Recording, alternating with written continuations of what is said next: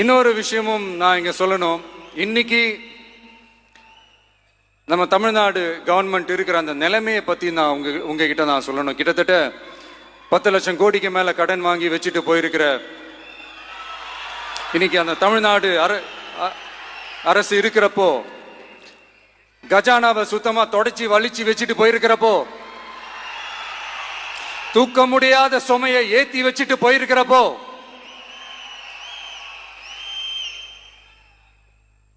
அப்படிப்பட்ட ஒரு நிலைமையில தான் இந்த பொறுப்பை நம்ம கையில் எடுத்திருக்கிறோம். உடனே நீங்க நினைக்கலாம், என்னடா இவர் ஏதோ பொறி வச்சு பேசுறாரா அப்படின்ட்டு. அப்படியெல்லாம் எதுவுமே கிடையாது. உள்ள போய் பார்த்தா தான் தெரியும் எது எந்த நிலைமையில இருக்குன்னு, என்ன இருக்கு என்ன இல்லை, எது எந்த நிலைமையில இருக்கு எது எந்த நிலைமையில இல்லை.